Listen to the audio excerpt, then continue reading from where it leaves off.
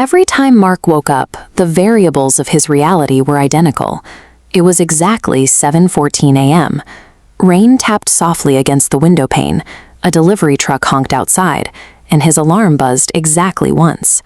It was Tuesday, October 18th. Again. At first, Mark tried to run. He drove out of the city, boarded flights, and locked himself inside distant hotel rooms. But the moment the clock struck midnight, the geography collapsed, resetting him right back in his bed at 7:14 a.m. When panic faded, he turned to the data.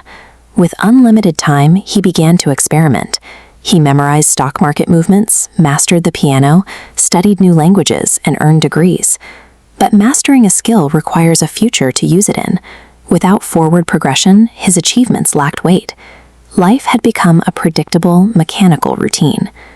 10 years into the loop, Mark's internal logic changed.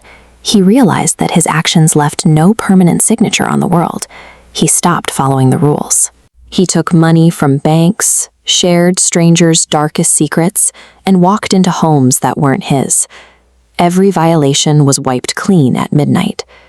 Most stories treat a time loop as a test of character, a hurdle that demands moral growth to overcome.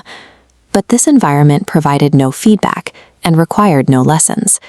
It was a closed loop with no exit condition. This reveals the core of his isolation. When a human mind is trapped inside a system that operates entirely without consequences, the sense of being human begins to dissolve. The isolation finally broke when Mark met Lily Harper. She had been trapped in the same Tuesday for 16 years, watching the same rain from a different apartment. Having a second person who remembered the previous day anchored Mark's reality.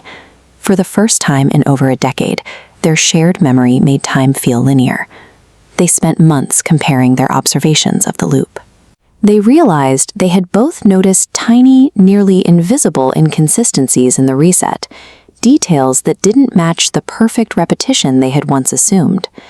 Tracking these jagged deviations, they cataloged every shifted headline and out-of-place stranger. These errors formed a pattern pointing to a single external variable, a man in a gray suit, appearing in every loop, watching from the edges. Their relationship provided the data points necessary to see the boundaries of the day. They weren't just experiencing a loop anymore, they were mapping its structure. Mark finally confronted the man, who remained still as the city reset around them. He calmly introduced himself as an observer.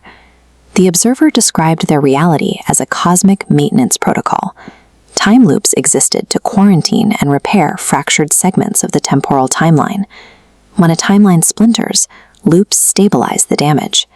This glowing circle is the repair zone, isolating the break for restitching. Mark and Lily were human errors, leftover consciousness caught in the repair while the world reset. 30 years of isolation and missed lives were suddenly reduced to a clerical error in the fabric of existence. The observer offered a patch to fix the timeline, but the system's parameters were rigid. The extraction process could only remove one error from the loop. Lily insisted that Mark be the one to go. She calculated that his longer stay in the loop made his extraction the logical priority for the system. Mark saw the cold reality of the maintenance system. It was indifferent to their connection. It only recognized the mathematical necessity of balancing the timeline. Escaping an eternity of repetition required the permanent loss of the only person who knew he existed. As the clock neared midnight, the environment changed. The rain stopped, the wind shifted, and for the first time in 30 years, the sun rose on a new day. Mark woke up on Wednesday, October 19th. He was free, but he was a stranger in a world that had aged 30 years while he remained frozen. Months later, in a bookstore, he saw a woman whose eyes held a faint, impossible recognition. When she asked if they had met before, the weight of those 3 decades finally caught up to him. Infinite time without stakes is merely a prison.